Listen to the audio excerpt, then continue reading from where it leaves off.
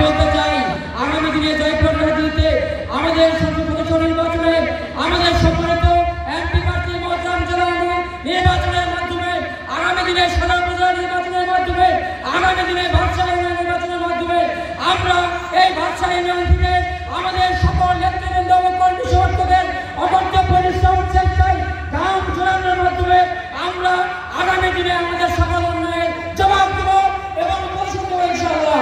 আমি শুধু বলতে চাই সংগঠন আগামী দিনে যাকে প্রার্থী হিসেবে আপনারা সামনে দিবেন, আমি দুইটা নির্বাচনে আপনাদের পক্ষে বিরোধিতা করেছি। একটা নির্বাচনে সেখানে মনোনয়নপত্র জমা দেওয়ার সুযোগ দেওয়া হয় নাই, আরেকটা নির্বাচনে আমাদেরকে উজ্জ্বল করতে বাধ্য করা হয়েছে।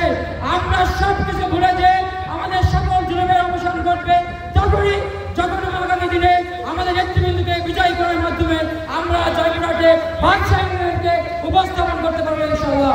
আমি সকলকে ধন্যবাদ জানিয়ে গৌরব জানিয়ে নেতৃবৃন্দকে শুভেচ্ছা জানিয়ে আমি আমার সংক্ষিপ্ত বক্তব্য এখানে শেষ করছি।